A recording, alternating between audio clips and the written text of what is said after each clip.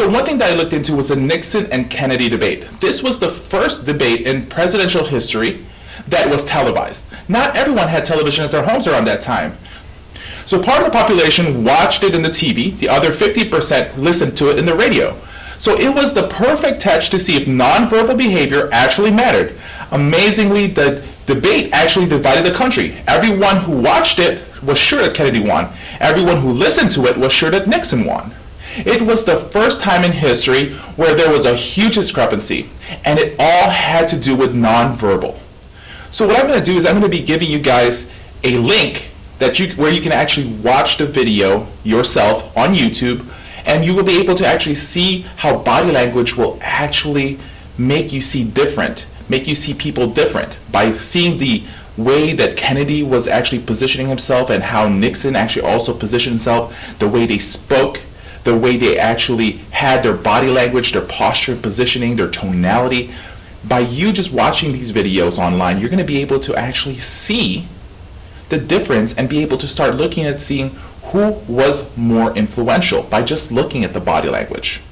So, as I was also discussing when we actually talked about the first two pillars, I want you to be able to start looking into how you actually go out there.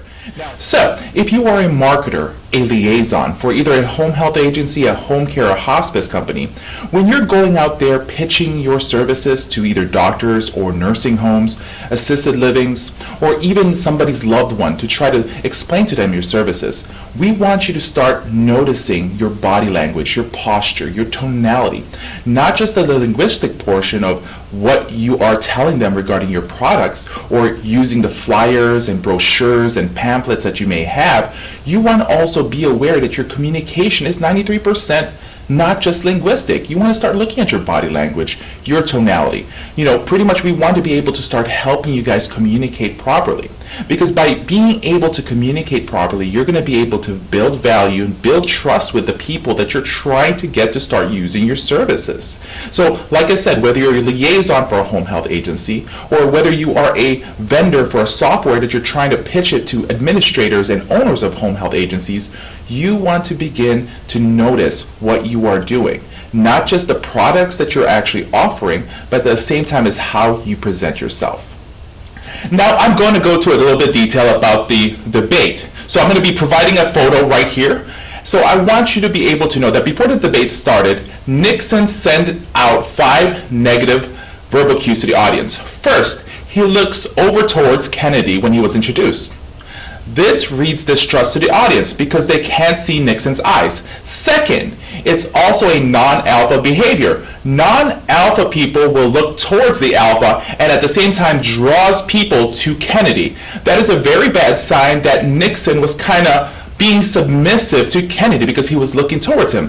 Third, he's actually gripping his chair arm, and that's a sign of nervousness when you grip the chair for stability. It's a weak sign to the audience. And the fourth one, as you see him gripping the chair, he also has a clenched fist. It's a nonverbal sign of aggression. He gives out nervous signs and aggressive signs. The fifth thing is he was actually in what we call the runner stance, where he has one leg partly tucked under the chair. This has 2 different effects. The runner stance means that someone wants to leave and they're uncomfortable or showing a desire to exit. And at the same time, it's also a hiding gesture. When we tuck ourselves under the chair, it makes us look weak and submissive. So before Nixon was even introduced, he has given out 5 reasons not to vote for him. He looks anxious, he looks mistrustful, he's actually looking at the other person, he's pretty much saying non-verbally that the other person's the alpha, he's also showing aggressiveness and nervousness, and he also wants to leave. The non-verbal about this debate was so powerful that it caused Nixon the election. Even the voting polls revealed that more than half of all voters said that it was the debate that influenced their choice. Even Nixon admitted in his memoirs the importance of his non-verbal rapport. He should have remembered that a picture is worth 1,000 words.